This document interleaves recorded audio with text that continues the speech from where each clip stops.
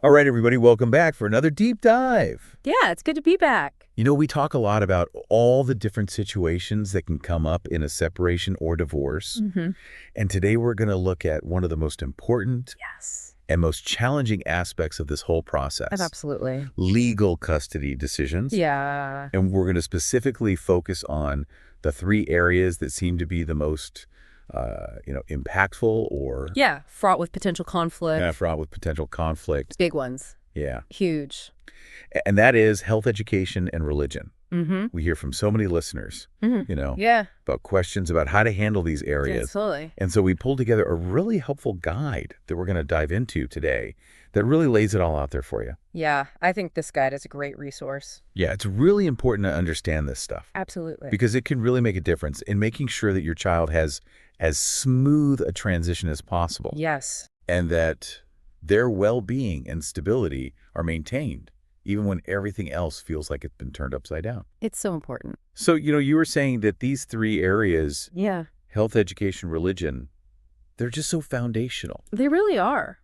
when you think about it. Yeah, a child's health, their education, the values that they're brought up with shape their whole worldview. Right, their support systems, how they grow, how they develop, Exactly. everything, really. It all comes back to these fundamental things. So let's unpack this guide a little bit, starting with the very basic definition of legal custody. Okay.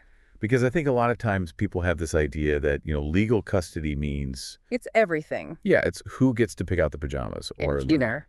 Yeah, exactly. Who makes dinner, what time they go to bed. Right. It's all the little details. But really, legal custody is more about the big picture. Exactly. It's the big decisions. Yeah. The ones that have a lasting impact on a child's life. And specifically on joint legal custody. Yes, because that's the most common situation we see these days. Yeah, that's what we hear about most often from our listeners, too. Right. And so in this scenario, both parents need to be on the same page about those major decisions. It's almost like, you and your former partner are kind of like the co-CEOs Yeah, I like that analogy. of your child's life. You're running a company together. Yeah, you don't have to agree about every little detail. Right. You don't need to be micromanaging every single thing. But when it comes to those big strategic decisions, Yeah.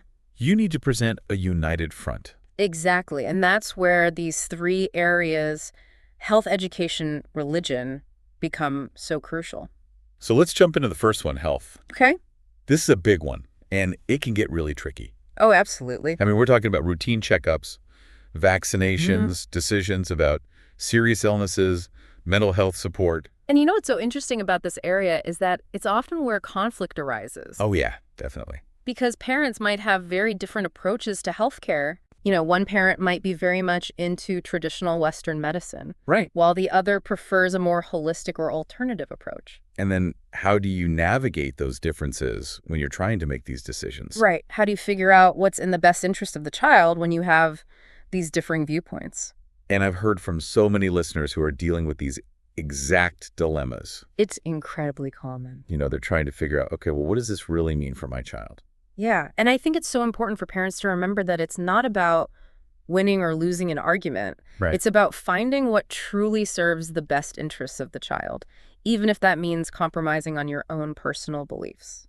So do you have any suggestions for how to kind of, bridge that gap when you have such different views? Well, I think communication is key. Yeah. And sometimes that's not enough. Right. Sometimes you might need to bring in a neutral third party. Like a mediator. Exactly. Yeah. Or even just, involving your pediatrician in the conversation can be helpful because they can provide that kind of medical perspective. And they also know the child. Exactly. They have that existing relationship and they can help you weigh the pros and cons of different approaches. Okay, so let's move on to education. Yeah. This is another huge area, and it can be just as contentious as health sometimes. Oh, absolutely. We're talking about school choices, whether it's public school, private school, charter school, homeschooling. Right. Whether to enroll your child in special programs. Gifted programs, special needs programs. Yeah, exactly. Whether to hire a tutor, whether they should participate in extracurricular activities. And, all of these decisions have a huge impact on a child's life. Totally. If we connect this to the bigger picture, we're talking about shaping a child's social life, their academic opportunities, their future career path. Right. It's not just about where they go to school every day. It's about setting them up for success in life. Yeah. And I remember reading this case where The parents just absolutely could not agree on whether their child should go to private school or public school. Oh, wow. And it ended up going to court. Really? And the judge had to make the final decision.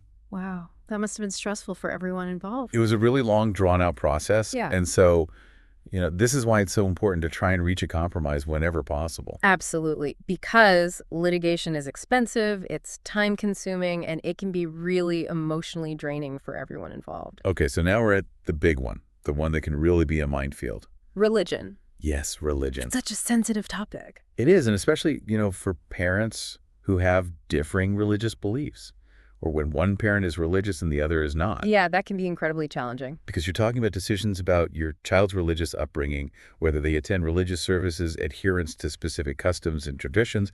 And, this raises a really important question. How do you navigate this aspect of legal custody when you and your co-parent have such different views? Right, and that's where I think that emphasis on open communication and finding agreements that respect both parents' wishes, even when those wishes are completely opposite. It's so important. Yeah, it really comes down to that. And sometimes that means compromise. Absolutely. Sometimes it means finding a middle ground that neither parent is completely happy with, but that works for the child. Right, and sometimes it might even mean bringing in a mediator or a family therapist to help facilitate those really tough conversations. Absolutely. Because they can provide that neutral third-party perspective and help you work through those sticking points. And they can also help you focus on the needs of the child. Right. Because at the end of the day, that's what matters most.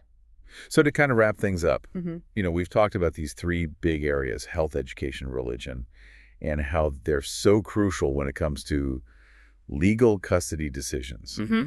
And I think the key takeaway here is that even though legal custody focuses on those big decisions, right, the big picture stuff, it's those everyday choices that each parent makes. Yes, those day-to-day interactions that ultimately contribute to a child's overall well-being. Absolutely. So as you're navigating these three areas, keep the lines of communication open, strive for compromise, and always put your child's best interests at the forefront. And I'll leave you with this thought, even with the best legal agreements in place, even with the most detailed parenting plan, how can you ensure that those everyday choices you make as a parent, those little decisions, align with the spirit of those agreements? That's a really good question. It's something to think about. Yeah, it is something to think about. Because it's not just about following the letter of the law. Right. It's about creating a stable, loving environment for your child where they feel supported and nurtured by both parents. I think that's a perfect place to end it. Yeah, I agree. Really great food for thought for our listeners as they, navigate these really challenging waters. Absolutely. And we will see you next time for another deep dive. Sounds good.